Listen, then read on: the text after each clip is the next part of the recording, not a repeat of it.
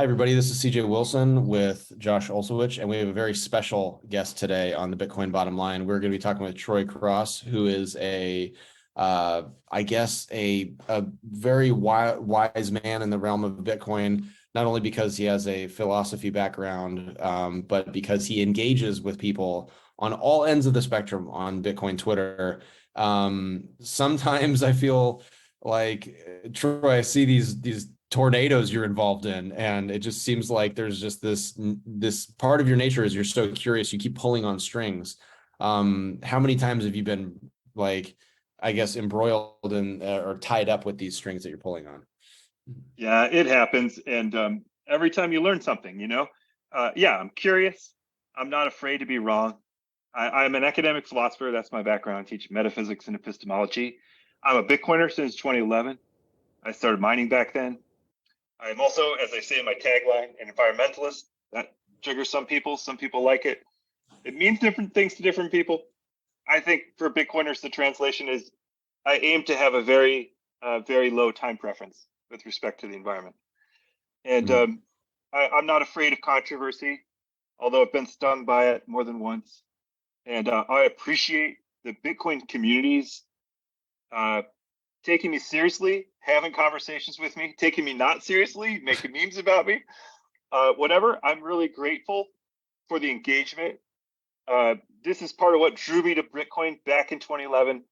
The community back then, Bitcoin Talk forums, was a refreshingly different place to be than, well, the elite universities and colleges where I was teaching, which have their own charm and their own advantages. But Bitcoin Talk Forum was cool. I didn't have any edge there because of my credentials. There was no hierarchy there. People were proving work uh, by saying interesting things that helped other people get farther with their own thoughts. And I tried to do the same back then, not very well. And I'm still trying. So yeah, I'm a pleb who just weighs in on a ton of stuff, professional reply guy, a fellow at the Bitcoin Policy Institute. I really appreciate you having me on. We've had some interesting conversations, CJ. I've been watching your work for a long time, admiring what you do for the community, representing us to people outside the community, but also, appreciate your thoughts inside the community, both ways. So it's a real honor. Thank you for having me on. And let me add, by the way, you and I we're both professors at the end of the day. You may be a 10-year professor at Reed University, right? Now I was a professor in a biotechnology lab, adjunct professor at Hopkins. So what I'm trying to say is, CJ, you have to call us both professor. it's Yeah. like the president or governor. If you're, All right. you're So once, you're forever. So Professor, do you prefer to be professor with the first initial or the last initial is the question, I guess. So you be Professor J or Professor O? That's the one. Some Like, people thought I looked like Spider-Man, but anyway, we won't go there. okay, Nice. so this is something that I want to bring up, though, okay? Because Troy, this is something that I feel like I share with you, which is a broad vision concept, and this is something that a lot of people in Bitcoin tend to not have, right? Because a lot of people have only found success in Bitcoin and they haven't found it in other places yet. The people that are, I would say, that the heroes of Bitcoin, so to speak, right?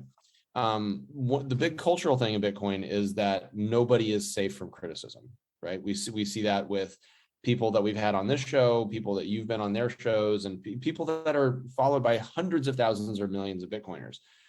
So Yeah. I guess the question is, right, thick skin is a requisite to be a voice in Yeah. the space, right? Yep. It's also important to be, to listen and to take other people's opinions, especially like antagonistically, to say, okay, like we might be close on a subject, right? Very close, but that sort of Overton window, or the ZOPA, as I learned in like my negotiations class, the zone of possible agreement, that's going to shift a little bit depending on which end of the Bitcoin octopus we're talking about, right? So the one I want to get into first is I would say the environmental aspect, because that is something that triggers people really hard, right? And you have people that I really admire, that I really like, that say things like ESG is a scam, and then you say things like, hey, listen, this is why they're trying to do ESG. The people that have good faith with ESG, this is why they're trying to do it.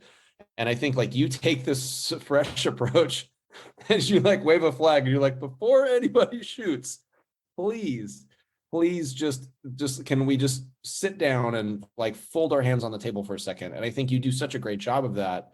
I don't know how you do it. Because well, thank you. And you stand up to the steamroller constantly, and somehow you reemerge like a cartoon character, like unfazed, dust it off, everything's fine. Well, I don't know that I actually succeed in doing that, but it's, I mean, that's about being a philosopher, right? You have to kind of wade into a mess of ideas and try to separate out the good and the bad. So if we're going to say something like ESG, yeah, those words are very triggering for a lot of people, and they're triggering for good reason. It's because, like people hate Bitcoin and they see it as an attack on them, and ESG is a convenient way they can attack it. It's not that they're actually concerned about the environment. It's like they're threatened by losing power. So they use this. And more broadly, ESG is a scam. I would say that's true. It is a scam. A lot of ESG rhetoric is actually advertising for Wall Street firms who want to package up the same old equities and sell them to you for a premium because they're ESG. You can see that by just looking at the companies that are on the ESG list. They're among the most polluting and worst. Yeah, it's like Philip Morris and stuff like that, right? Yeah, exactly. Yeah. ESG means nothing when it really means nothing. It's just the largest companies. What it means is that you have hired a team of people to document how you behave as a corporation with respect to a set of metrics, which are given to you by a Wall Street firm. You have hired a team of people to help you do that and document how you are improving along those metric lines. And of course you'll have a say in how those metrics are exactly put together and how they are applied. But the firms that have a lot of excess capital to do that, they're the ones that will end up featured best in the list. Elon Musk made a point of this, that Tesla wasn't on the list while he's electrifying transport. But major oil companies are on the list. He was like, this is a head scratcher. What does it really mean? And so like I agree with all that. And furthermore, so ESG is an attack vector on Bitcoin, ESG as a scam designed to enrich Wall Street firms by simply repackaging existing economic activity, ESG as a really a tool for exploiting and distorting market forces. I think all of those criticisms are perfectly legitimate. And so that's like making a distinction, like, yeah, that's all right. I agree with all that. On the other hand, if you want to invest in ways that are good for humanity, as you see that good for the planet, as you see that good, that's called a free market.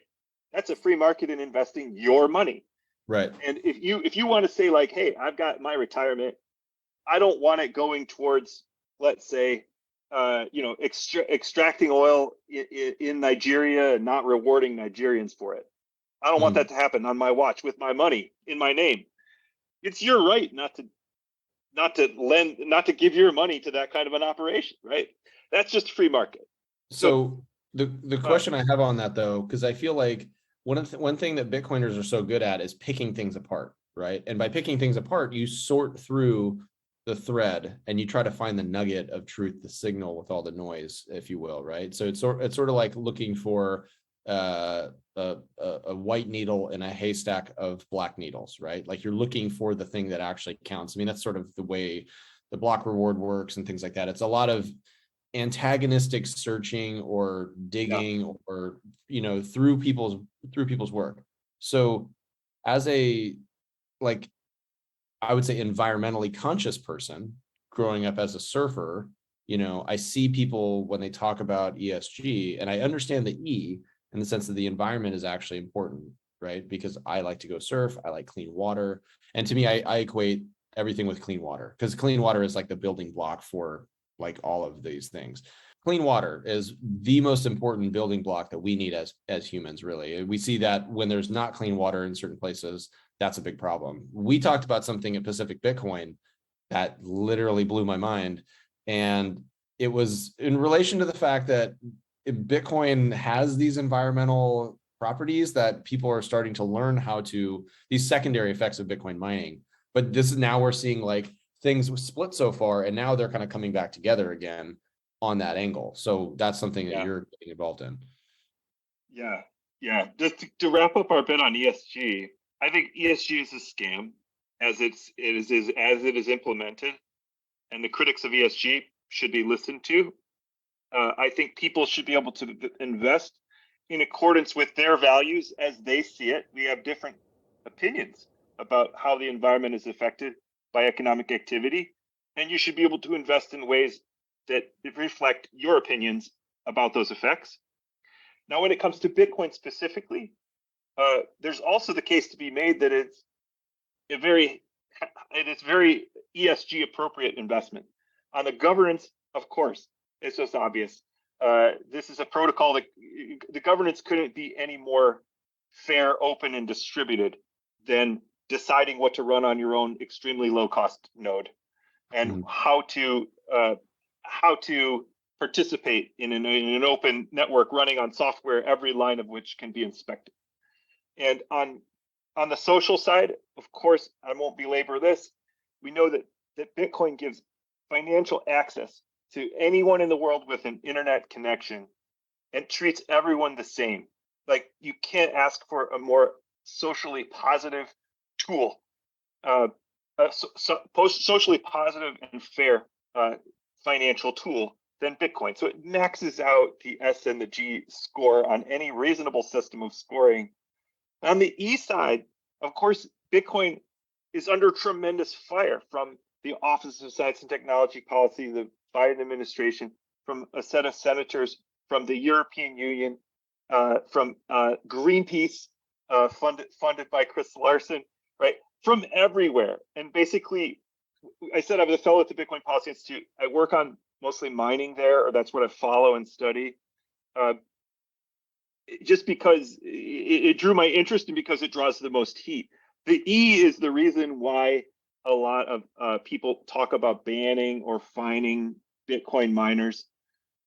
Of course, we've seen states actually even take action on that, like New York recently. We can come back to that. But my own vision is that not only is Bitcoin have a minimal environmental impact, like any economic activity has an environmental impact, but it's worth it because Bitcoin is worthwhile, first of all, and the impact is minimal. But also because the environmental impact of Bitcoin is radically changing over time. As Bitcoin the miners find the cheapest electrical power, and they're being driven to the cheapest electrical power. We're especially seeing that now. That power tends to be hydro, which is 1.5 cents, 2 cents a kilowatt hour. It tends to be solar in super sunny places like Morocco, where it's 1 cent a kilowatt hour. It tends to be, amazing. It tends to be wasted and stranded power around the world, which tends to be pro-social. It's not driving people's electrical utility up, but it's also helping us to monetize sources of energy, to help pay. Bitcoin helps to pay for power as well as using power. So that's kind of the mainstream story. The story I talked to you about at Pacific Bitcoin is new and exciting things that people are doing with Bitcoin mining. One obvious one that people have heard of before, but it deserves repeating, is using the heat from Bitcoin miners to do things that we already do with heat, whether that's distilling whiskey or making beer, or whether that's heating greenhouses to grow food or flowers. We got beef jerky. We got people doing beef jerky. They're heating beef jerky. You know what I mean? Pool. Yeah, heating their pool. Jerky. Yeah. It as many ways as you can think of to use low-grade heat. We can use Bitcoin in all of those ways. You can think of Bitcoin as a heater that just it's a resistance heater that just also produces sats along the way. you can think of Bitcoin as a flare stack for burning excess methane on the oil fields that just prints sats along the way. Just a very efficient and cheap flare stack. Another thing we could get into. But some of these uses of heat are blowing my mind. They are, and in particular, the one I told you about, it's a company called FlowSolve, which is created by some OG Bitcoin miners, someone who had the first major at-scale ASIC mine and who worked on some of the software for pools that is still used today, who came up with the idea of using waste heat from Bitcoin miners to give us pure water. And this is, the guy's name is Willem van Rooyen. Yeah. Pure water. So how could you use the heat from Bitcoin miners to make pure water? Well, you have to distill water with the heat. But distilling, oh, Josh, you're an academic and prof, so you could probably ask questions about this process I can't answer. But it starts with, well, the heat from ASIC chips is not at the boiling point of water. It's lower than 100 degrees Celsius. So water will not boil when you hook up a container of water to an ASIC chip. But if you put water under a vacuum, if you put it under negative pressure, it'll boil at a lower temperature. And if you're boiling water, then it creates steam, which then condenses, and that's distillation. Then you can do that a number of times to completely purify the water. Of course, you have to run a vacuum pump to keep removing pressure. So it's additional energy input.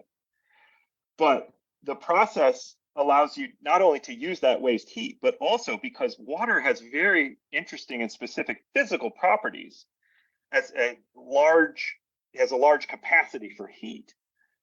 This is why the oceans play such a crucial role in the heat system of the planet.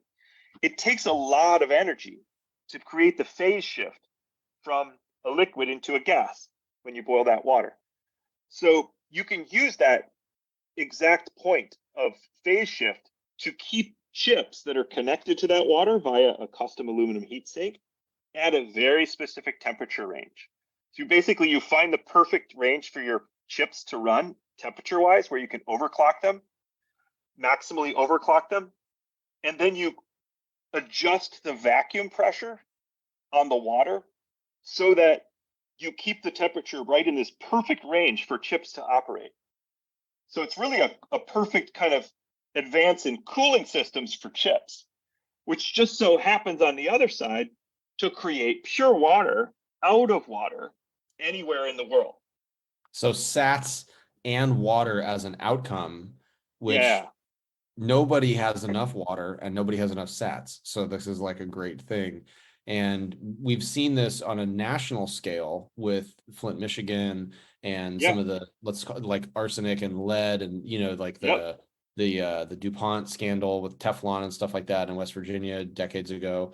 But like Africa, Nigeria, Morocco, some of these other places, they don't have clean well water. They've got protozoa in their well water or whatever, and they got to boil this stuff out. Well, a vacuum pump is a fairly low tech thing. It's not like a molten salt reactor or something like that that's going to require a lot of super gnarly stuff. And the boiling point of water is like, we all deal with that. Like everybody's put a couple pieces of wood and then like a pot and then boiled it, like on camping or whatever. Like anybody at altitude.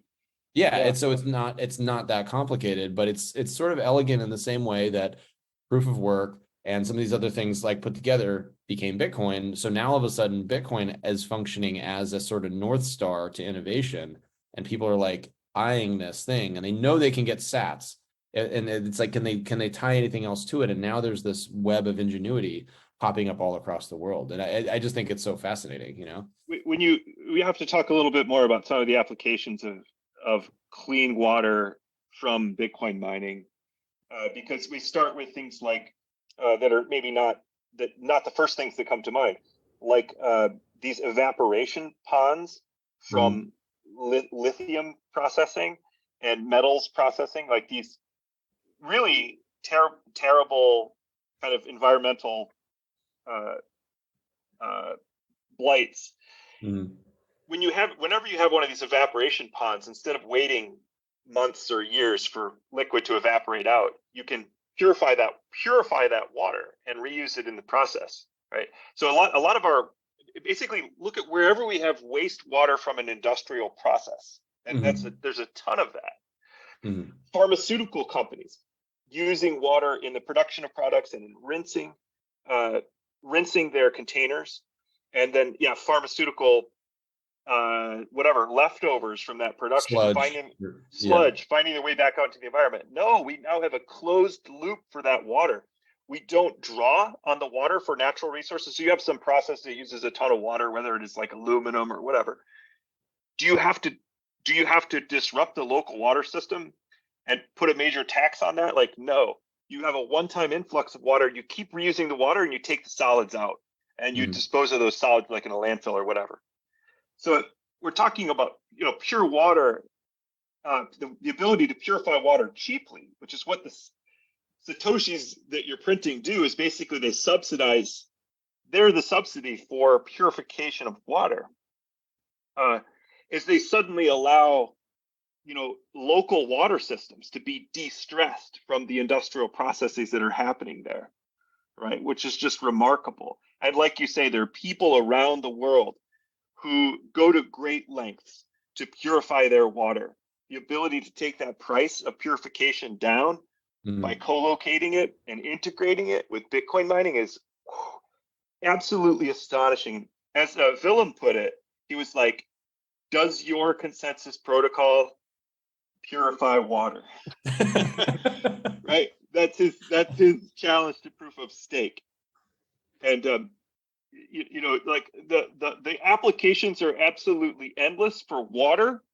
Something else that Willem has shown with Margot's help, Margot Paez, my co-researcher and partner at Bitcoin Policy Institute, is that water, we know, actually absorbs carbon from the atmosphere. This is what the acidification of oceans is all about. Like the ocean's pH is changing because it's absorbing carbon from the atmosphere. Okay, so when you purify water, it has a great capacity for absorbing carbon from the air. One thing you can do with purified water, once it's purified, is run like emissions through it from a smokestack. And when you run the emissions through it, you will capture carbon in that water. Capture enough carbon in that water and then run it through the purification cycle again, and you will get that carbon out as solids and then repeat, right? So you have a way here of potentially scrubbing carbon from smokestacks. Like another thing that nobody would, not just carbon, but other kind of pollutants from smokestack. Nobody would have called this, nobody would have predicted this, right? Like crazy. But there's no other industry that has these type of effects, right? That's the whole point, which is why Bitcoin is so fantastic. And when we're talking to people in DC and we're trying to, like, I wouldn't say, like, at first it felt like we were trying to like consistently neutralize bad questions, but now it seems like we're sort of trying to give them more ammunition so that they can neutralize these arguments because they're on board and they understand it, and they want to be able to stand up like you stand up, or Josh stands up, or I stand up to our peers and our friends and say, hey, this is why proof of work is important. You know what I mean? And so you're hearing that proof of work is important thing kind of coming out, and you're seeing that there's maybe some Swiss cheese body armor in the proof of stake, camp as a result of the trust required, which with the FTX thing and some of these other things, we've seen this blow up. So I guess the question for you, my last question, I'm going to let Josh ask some questions because I'm just trampling you. No, you're good. Do you think that the blow-ups we're seeing in the crypto space are making it easier for the Bitcoiners that are basically just John Cusacking from, like holding the boombox up? For all the young listeners, there's a movie with John Cusack where it's called Say Anything. So anyways, so we're playing the same message. We've been playing the same message the whole time. And now we've got these new remixes, right? Which are basically the same song over and over again, but we're adding new beats. We're dropping these new effects in there, like the water purification or heat dissipation or any of these other things, because like we've been hitting with the, hey, it's this Bitcoin's the same price for Michael Saylor or Miguel from Venezuela, right? We've been hitting that type of argument for years now. The people in DC don't necessarily care about Miguel from Venezuela because they can't tax him. He's not a citizen yet, those type of things. But do you feel like it's easier now that the blowups are in huge contrast, or is the price fluctuation and the bear market type stuff hampering our sort of red carpet rollout or orange carpet rollout? Well, you're probably in a better position to answer that than I am, but I will say my impression is it's getting harder, unfortunately. It should be getting easier, but the FTX fallout is so indiscriminate. In particular, I just had a conversation with a miner who is in upstate New York who lost their property insurance. And the letter explaining why they lost their property insurance was like, well, we've read that the governor of New York just signed a new bill banning Bitcoin mining of a certain kind. We realize that your Bitcoin mining is not affected by this, since you're not mining, you're not introducing new mining on fossil fuels. But with the FTX implosion, we are just denying service to anybody involved in Bitcoin mining. And it was like, what does FTX have to do with this? Do you understand that that guy is a scammer and has nothing to do with this open source global permissionless protocol? And it's like, no, in the ordinary imagination, it's just like, oh, that's bad, stay away from it. It's just taboo, right? So I think it's gotten harder. It should get easier. You were at the Pacific Bitcoin Conference. Wasn't it an awesome experience? First of all, shout out to the Swan people. You put together an amazing conference. Yeah, you put together an incredible conference. There was an incredible vibe there. Loving that bear market vibe. Bitcoiners know what we're about. We know who we are. We know what we stand for, and we know we've got absolutely nothing to do with the scammy surrounds of crypto. And Corey's done probably a better job than anyone on drawing that bright line and making it clear. But as much as we are trying to do that, while we get that message, I feel like we've got our work cut out for us in making that message clear to others. Kind of like ESG is an attack vector on Bitcoin. The scamminess of crypto is another attack vector on Bitcoin. It's an excuse for regulators who are looking for reasons to crack down, as Elizabeth Warren always says, crack down on Bitcoin. It's like, okay, this is why we have to crack down on Bitcoin, because of Sam Bankman-Fried and the fraud and the way that it exposed consumers to risk. So it's an excuse to go after us, and it's going to ring true with people who don't have the time to dig deep. And our job, as educators, is really Bitcoin, not crypto. And here's why. I don't know if you saw the recent piece in what was it, like CBS or something, NBC News by Josh Hendrickson, my co-fellow at the Bitcoin Policy Institute economist, who wrote a piece basically saying, this is what we've been saying all along as Bitcoiners. This is the exact system that we oppose, this casino of garbage coins and shady offshore exchanges. This is why we Bitcoin in the first place. This perfectly resembles the financial shenanigans that set off the 2008 collapse, and the response to which was, Chancellor on the Brink printed on the first Bitcoin block, right? So we basically have our work cut out for us. This is going to be hard. We're going to have to resist other people being opportunistic about using this collapse to push, like it's a crisis, right? So don't let a crisis go to waste. You can see people rushing for it. My impression anyway is that people are reaching for it, and we have to seize that narrative and say that this collapse confirms Bitcoin as a value proposition. And it illustrates what distinguishes Bitcoin from the rest. Because what happened with Alameda and FTX can't happen with Bitcoin. It can't happen when you self-custody. And so we have to make that message clear. Right. It's the exact reason why we're all here in the first place, to prevent Yeah. any of that nonsense to go on.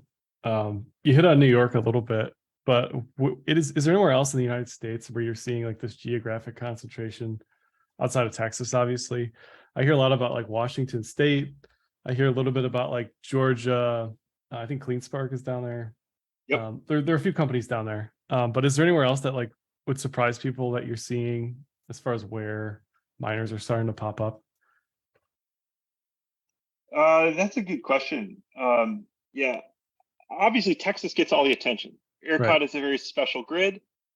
It's deregulated in a way that suits Bitcoin miners to monetize the special features of Bitcoin mining. And maybe It's on an worth island, right? It's an island. Yeah, and it's an island. I think it's kind of silly, but it's really it's this Texan thing. It's bizarre, but yeah. It's like, here's the situation in Texas. In West Texas, 10% of the time power is negatively priced. It's insane. Yeah. They're at the intersection of the sun and wind belts. They have built out a lot of renewable in that area. They have very unreliable but plentiful power in West Texas.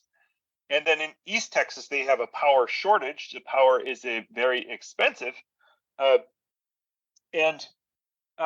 then they don't have interconnections to other grids, so they can't, for instance, take excess power from the Tennessee Valley Authority.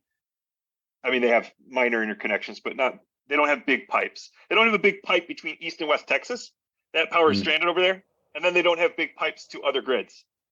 So Bitcoin miners play a special role, and then they have a special marketplace for trading power in ERCOT, special regulation that allows Bitcoin miners to kind of get remunerated, get paid for providing services to that grid. So when I talk to miners in Texas, or people like Sean Connell at Lancium, he just lays out all the advantages for Texas, and it's like, we've got plentiful power here that's super cheap, negatively priced sometimes. We have an intermittent grid that really needs our help. We have a grid that sometimes has peak demands above what they standardly supply. So as Bitcoin miners, we can service this grid by shutting down when they need the power and then firing back up. We can help to stabilize this grid, and we can get paid for it. So Texas is, very special. But if you look at Cambridge's analysis of where Bitcoin mining is in the US, and now it's a couple months out of date. Maybe this has changed, but Georgia was by far the #1 state in the US, according to Cambridge, in its share of hash rate. That's not something I predicted, because 95% of the coverage is on Texas, and the other 5 is like New York, Pennsylvania, not Georgia. But I think though that like the question also is it creates this sort of rabbit hole effect, right? Because you have a politician that gets curious, and then they're like, hey, okay, these Bitcoin guys, they want to come to my area, right? Yeah. And then you see the Bitcoin guys are like, hey, by the way, if you guys get this, if you guys will buy this much power for this many years, if you guys can put up another power plant, we'll take a bunch of it. And then you see this kind of sort of feeding frenzy, like the apple rolls down the rabbit hole, and all the rabbits come out of their individual holes and kind of like nibble on it. And I think that sort of decentralization of hand raisers is unique to Bitcoin as well, because we just need power. We don't really care where it is. It could be in the middle of nowhere. It could be in the middle of a city. It could be on a river, on a waterfall, next to a garbage dump, like when we had Daniel Batten talking to us about like trash, methane and stuff like that. It gets back to the thing we talked about, the water thing. It's just innovation, because you can trust that Bitcoin is going to have intrinsic value to other Bitcoiners. So there's a 24/7 market for your Bitcoin when you mine it. As a result of that, you're willing to take a risk to mine it, to buy the equipment, to power it, to all that stuff. And I think Texas has a identity because of the work that the Texas Bitcoiners do, start to finish. Yep. You got the Lee Brasher and those guys, and Christopher Calicott and those guys, and you have this whole awesome. and then you have all the miners, and you have Marshall and all these other guys that have been like OG on the whole thing. And you have people like authentic Texan approach, libertarian, all that stuff, to everything. And then like the governor's in on it, the senator's in on it, like Austin, Texas is there. You got like all this other stuff. And then so that's, to me, like a very, it's an easy story in Texas because you have lots of angles, right? But there's a lot of other states that have really good power production. They have, like, Idaho has a ton of waterfalls or water plants, or hydro plants or whatever. So there's lots of other places that we could be getting more Bitcoin mining, but I think it's like it's this slow, like we're still in some places the sort of drain funnel hasn't spun yet, right? There's just sort of like a lot of pressure, and there's like ways for it to go down, but we haven't had like the merry-go-round of a senator, a congressman, a mayor, a governor, like all getting in on it the way you've had in some of these other states. So I think there's upside there for like maybe a hockey stick of activity in some of these other Rocky Mountain states, or Plains states or something like that have similar mixes to Texas. Yeah. I think I pushed Sean Connell on exactly these points, right? And Sean has kind of worked out kind of precisely the advantages and disadvantages of each locale in terms of both the plentifulness of their energy and its pricing, but also the ability to sell services back to the grid, its regulatory status. Now that's all shiftable. If you had a Lee Bratcher and a Ted Cruz senator and whatever, Greg Abbott in the right state, they could change those regulations and governing the ability to sell ancillary services and so on. But there's also there are a lot of factors. But I agree with you that we have not had a perfect distribution. Here's what happened. Historically, this is how we just think about how we ended up with the mix we've got. This is what happened. We had a bull run where we were at whatever, $3,000, less than that, and we rocketed up to 69,000. And ASIC production could not even come close to keeping up with that curve. So the cost of minting a Bitcoin was a tiny fraction of a Bitcoin.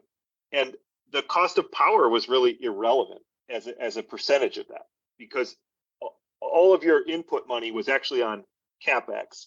It was on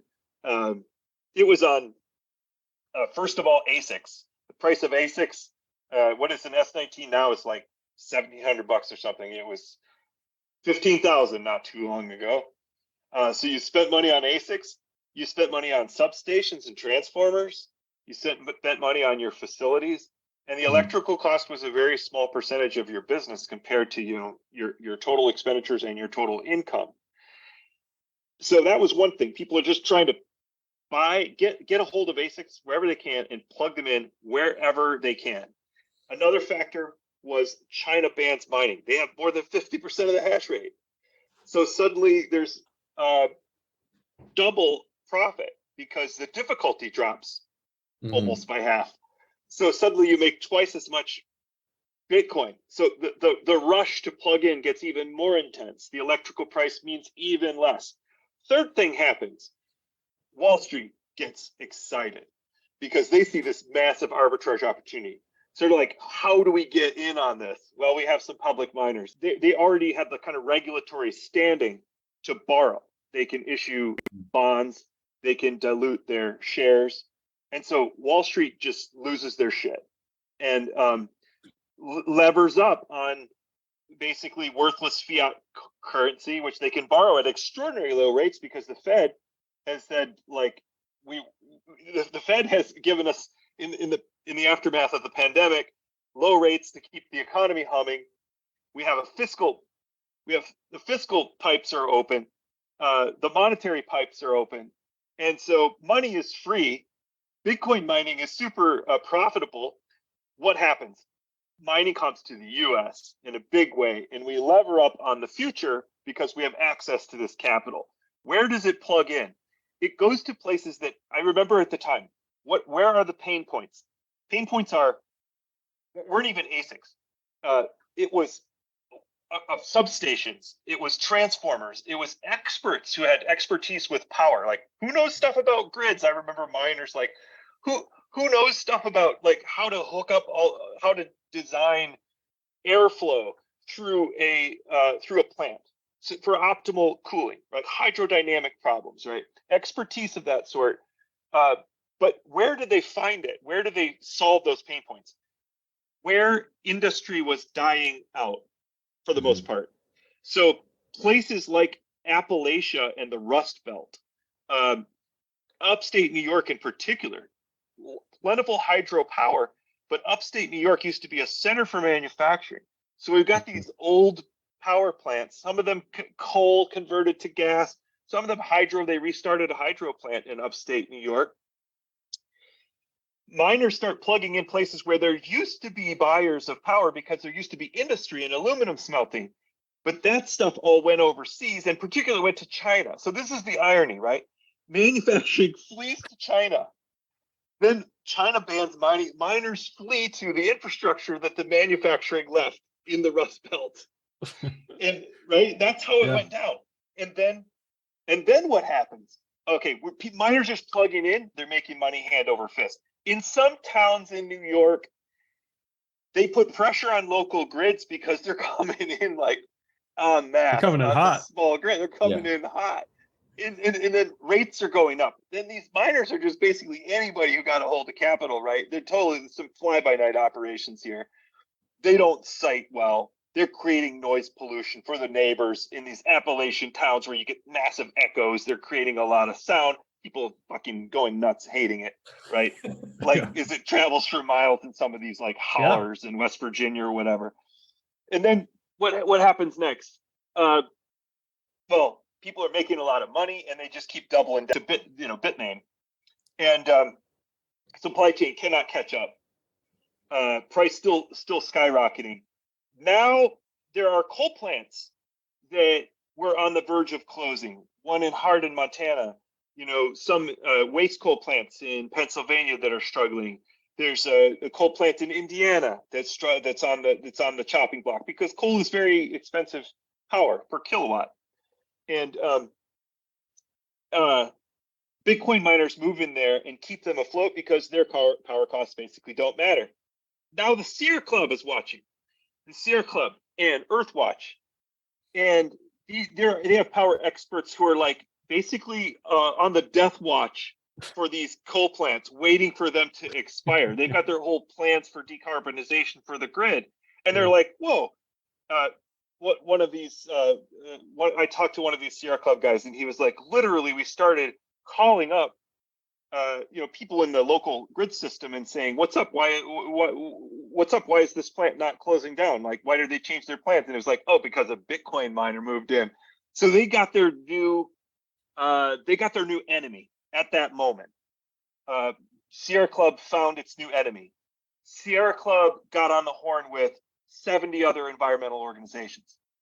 And they wrote a letter to Congress saying, where they cited some of the worst literature on Bitcoin mining and the environment that has ever existed, like notably this Mora et al. Paper from 2018, saying that Bitcoin would boil the oceans and bring us to 2 degrees without any other source. Completely debunked piece of bullshit academia. And those are your people, Troy. Those are my people. Those are your people too, Professor. It's true. Former adjunct. That triggers congressional hearings. Those hearings went pretty well. John Belizaire, CEO of Soluna, was on there. Who else was on there? Brian Brooks was on there. Brian Brooks is great. He gave amazing testimony there. He was on fire. But that led to calls for the administration to look at it. That led for the Biden administration writing an executive order for basically like all branches that are affected of the executive to investigate the challenges posed by crypto across many domains, including Treasury, OFAC, but also including Office of Science and Technology Policy, and looking at and that led to a report from the OSTP that right now is being followed up by the EPA. EPA right now is meeting with groups trying to come up with standards. I haven't been a part of any of those meetings. I don't really know what's happening, but I know that people are meeting with the EPA and they are trying to devise standards. And this is where the ESG thing is going to come get us, And I think that that same push into New York also led to the New York legislation, which finally just passed. I mean, that started really with one particular plant on Lake Seneca, but it was, if you look at all of the things that were filed along in support of that legislation, it was coming from Sierra Club and Earth Justice, and they projected out that trend of miners moving to New York in the most wildly bullish way. Like the real bulls on Bitcoin's price are environmental activists, right? They all see Bitcoin's price like going to 1 million, like right away, like within the halving. Like they thought like basically they're going to reopen like dozens of fossil plants in New York State and like totally obliterate all their climate goals. Yeah. Of course. I'm sorry, I got to wind down this rant, but I've got to tell the last part of this story because it's absolutely crucial and it was how we get where we are right now. What happens is Bitcoin, unlike Wall Street, we don't have anybody to bail us out. We deal with a real free and global 24/7 market. And the credit and liquidity extensions to this, the fiat that was breathed into the system was all loans, and those loans require payment. And unlike other industries, Bitcoin mining has a fixed supply. It's only 900 coins we're going after, guys. And the cost of a miner is ultimately going to equal the cost of producing a miner because you can enter in with your own mining machine. It's a perfect market. So what happens is very predictable, especially in the macro environment where that fiscal picture kind of turns around and tightens. The monetary picture really dramatically turns around and tightens from the Fed. Money suddenly becomes scarce. Bitcoin's price takes a dive. Then we have an energy crisis in Europe because of, in part, a war and taking for granted gas that's coming from Russia. No longer can take that for granted. Electricity prices spike, and Bitcoin's price falls. And at the same time, all of those machines that have been ordered from Bitmain finally start arriving and getting plugged in, and they're the latest generation S19 XPs. They're badass machines. So they run 140. So they're 40 terahashes better than the average, than the old ones, and they use the same amount of power. And that's the one thing that is always. I mean, it's like it's a perfect storm. Like with Bitcoin mining right now, it's a perfect storm. You had a vertical down of price, you had a vertical up of energy cost, you had and hash rate. Yeah, and hash rate's going up because the machines that are coming online are 40% more powerful. And out of desperation, people couldn't afford to unplug because they were like trying to get something, hoping to be the last man holding onto the rock effectively, right? It's made everybody that's still here stronger, which is the nature of true capitalism, which that's right. That's what you said. So tying it all up, it's like all these legislative things, all this other stuff. The Bitcoin cycle sort of it just tumble dries the close anyways, regardless of whatever else is going on.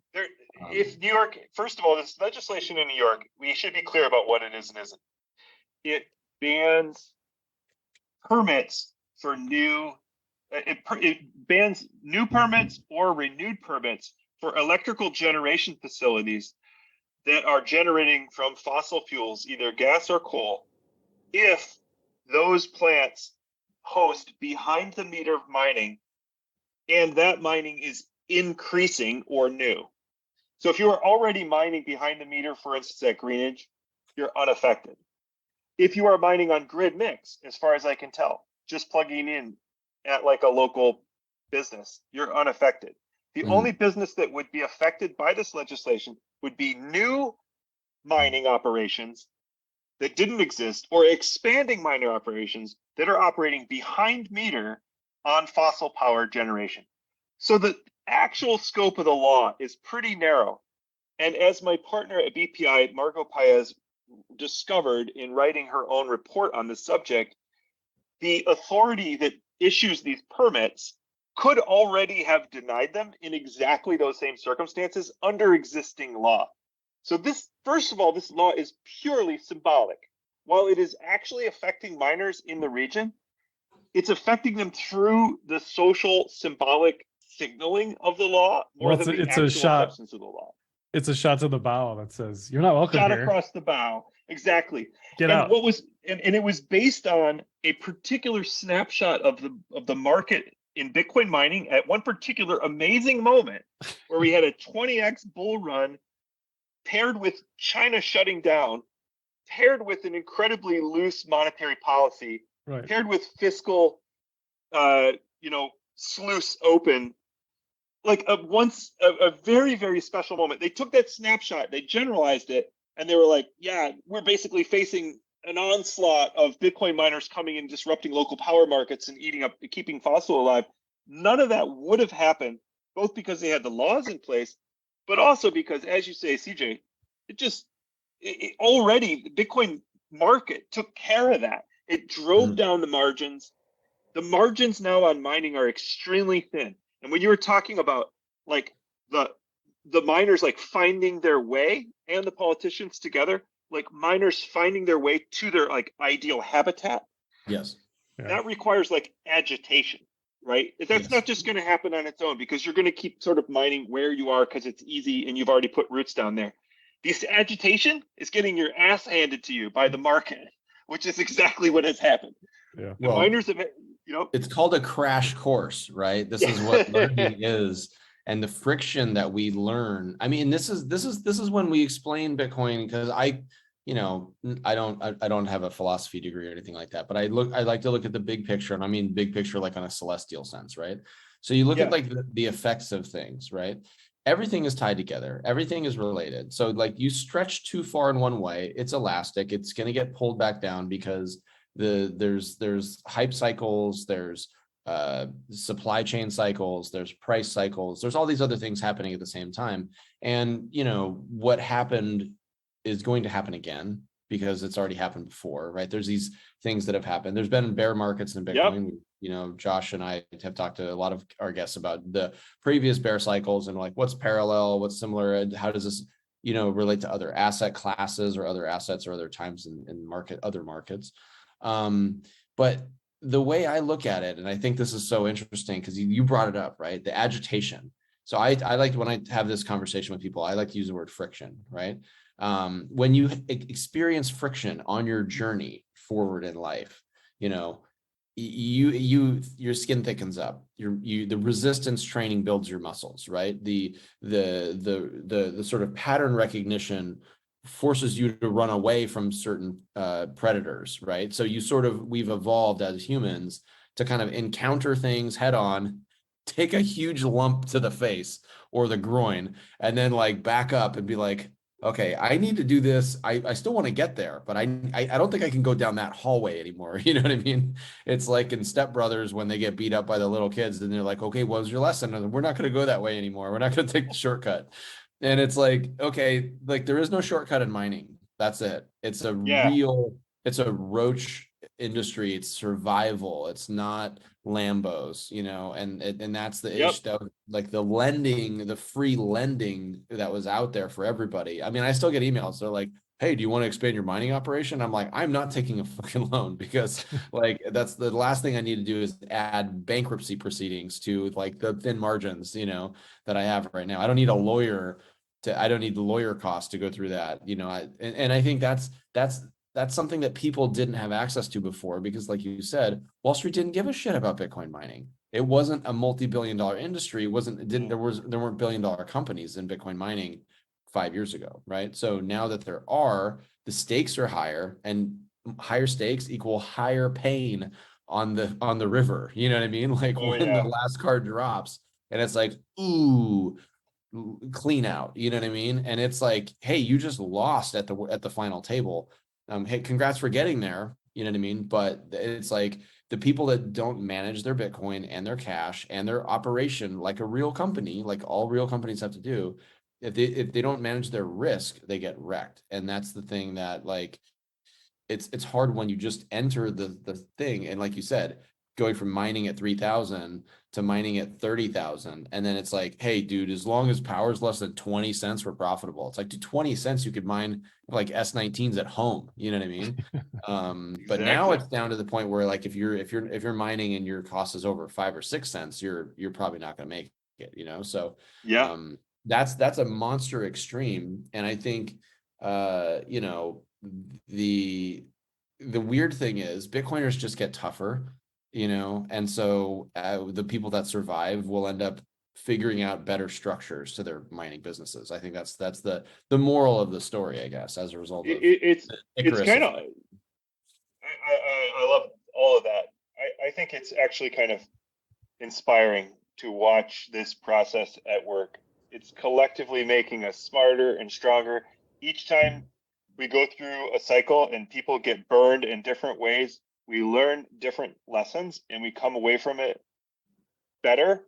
And I know some people who have been hurt in this cycle, you know, miners, and who are suffering. And I don't mean to diminish what they're going through. It sucks, right? It does suck. But thinking as a Bitcoiner, it's like, okay, how much better is this than proof of stake and Joe Lubin and you know, Vitalik just kind of sitting there on their 70% pre-mine, effortlessly making money again and again, right? They don't have any risk in Ethereum terms to speak of. And even better than system, that, they were the first ones to deny withdrawals when they locked everything in ETH 2.0. That's the best part. They were the first ones to rug everybody, you know? I mean, what they're doing is essentially, it's essentially like Hex, where you lock up your stake for in a long period of time, and that reduces liquidity. A lot of I would not be surprised to see big pumps in ETH price because the stake. Sure, that's going to be the headline now. The headline's going to be Bitcoin Maxi just compared ETH to Hex. That's going to be yeah, it is like Hex, and it's. I mean, Richard Hart is like, by the way, you're not. He's wrong. He's like an evil genius, right? Like, he is a genius in a certain way. He's very smart, and it's like it's not being. It's even smarter with ETH because you know that Richard Hart is just scheming for how to be as scammy as possible and do the scam well. But ETH pretends to be something else. But locking up people's stake with an indefinite period is an amazing pumponomics move. You've taken so much liquidity off the market that if some institutional players come in a big way, there isn't enough supply to meet it because the supply is freaking locked up in staking. Right. So it's like, oh, nice job. I mean, it's clever, but but what an unjust system. And as painful as this whole, like, I've told this whole story, and thanks for letting me rant it all out. And you wrapped it up beautifully, CJ. Like, this is a system I believe in. It's bloody. People get hurt. It rewards efficiency. It ruthlessly punishes inefficiency. It ruthlessly punishes leverage. It redistributes wealth in accordance with how well you manage it. Mm-hmm. And that system up against a system where you almost effortlessly and almost without any risk can earn return just for like letting people tread on your property. Basically, you own some of the property, they want to cross it, you charge them a fee. That's rent seeking, right? Mm-hmm. I fundamentally reject that model and fundamentally embrace the model of nature cleansing itself that we have in Bitcoin. That aligns with my values. It's more of the world I want to live in. Yeah. And I'll take the pain. I'll take the pain in order to be in that system. Because there's purity in that, right? It's a reality check. And I think when people don't want to live by the laws of the universe or the laws of physics or like the laws of, good and evil or whatever, they want to make their own rules nonstop. They want to make their own perpetual motion machine. Yeah, I mean, Vitalik says this explicitly, right? He said the problem with Bitcoin is it's bound by the laws of physics because it's the laws of physics that govern mining. And we can engineer better laws as the developers for Ethereum. And so he's admitting, in some ways, it's like he's just admitting the whole value proposition of Bitcoin. It's like, yeah, Bitcoin is valuable precisely because we cannot beat physics. We cannot screw with physics. That's the point. Right. And it allows us to live a real life because we're not trying to play God and reinvent physics, right? That's the thing that's Exactly. important to me. And I think that's where, going back to the Odell thing, constantly staying humble, stacking sats, staying humble, like it's hard to do. It It's hard is. to stay humble, right? It's easy to do things, but I do think that, you know, this was great for a lot of reasons, because number one, you do need to rant to make your points, because you do have big, you pile on a lot of stuff, you know, you to yourself. You put it on, you put on the jacket, the sweater, the gloves, the beanie, everything. Like you wear it all, right? And you charge into the room and people are like taking shots at you or whatever. You come from a great place, you know, and I think your intentions are fantastic. I think that, you know, you and I both suffer from, like, I'll call it broad vision, where we think of something and we say, oh, let's connect it to everything, right? Let's connect all these dots together. That's why I like to talk about Bitcoin as an octopus, because it's got 8 arms that can ensnare It you, you know? does.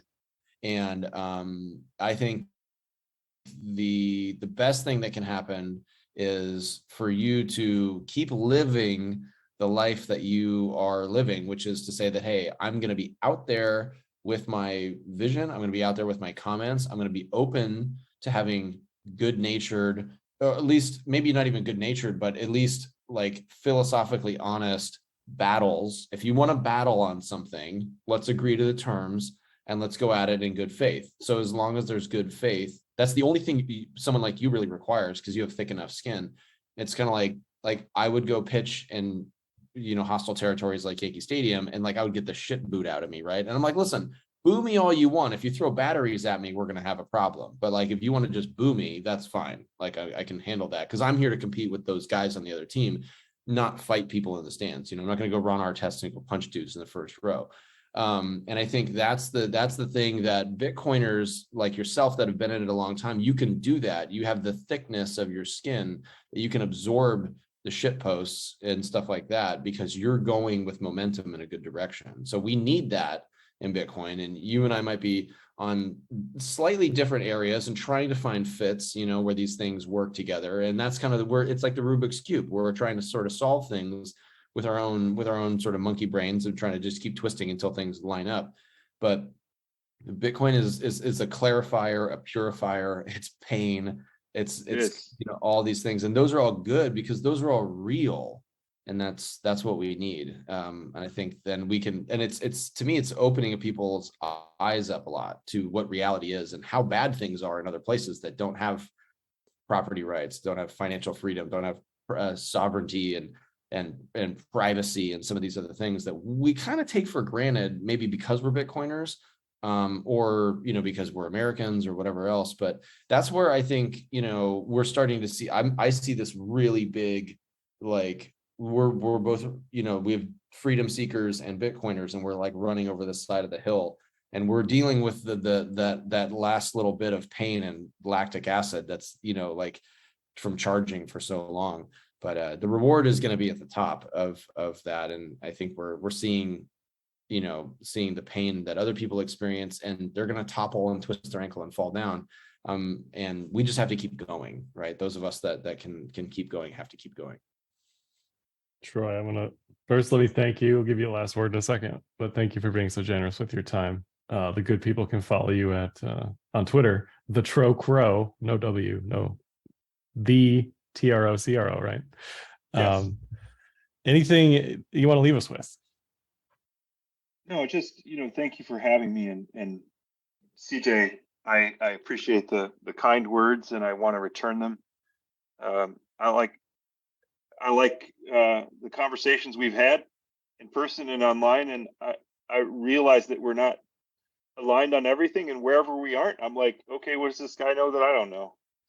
And Bitcoin has really helped me actually open my mind. Like, I thought I was open-minded, but I talked to a narrow range of people. I didn't think I talked to a narrow range of people, but I did, and I didn't realize that until being in Bitcoin. Really, how narrow the range was, and yeah, I appreciate it. I think the way we get over that hill, is more of us doing the same. I mean, I've been so thrilled to see people stepping up, like my colleague at the Bitcoin Policy Institute, Josh Hendrickson, stepping up recently to really articulate why this FTX debacle illustrates the value case of Bitcoin, or this pleb Cosmo Crickster, who wrote this incredible letter to the ECB yesterday.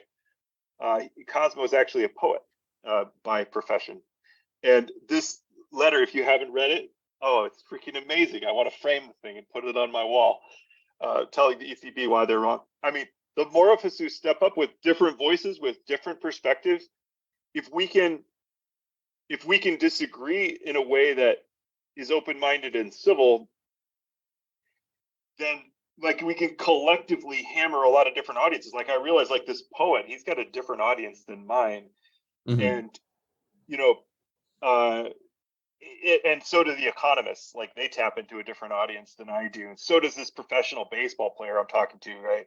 You have a totally different. You connect with different people than I do. That's how we win. We win by each one of us sort of internalizing and thinking through Bitcoin, and what it could do, what it's already doing, and communicating that to the people that we connect with, right? And then for those of us who are not into communication, just building shit, the engineers, the capitalists, like allocating. As a community, it's just inspiring and awesome to see us move forward on so many dimensions. It's kind of like central planning fails, but central planning a movement also fails. We are a decentralized movement top to bottom, and no individual person could foresee or direct traffic in a way that's actually happening.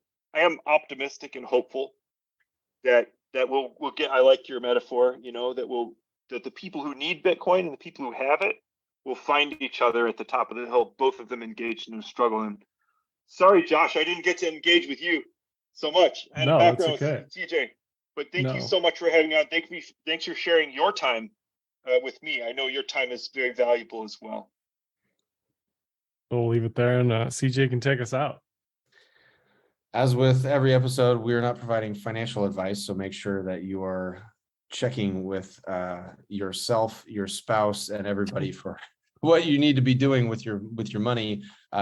We do believe in Bitcoin, and we will see you on the internet. Feel free to jump in our DMs or reply guy us, and we will be ready for all of it. And we wish you luck out there in the Bitcoin battlefield.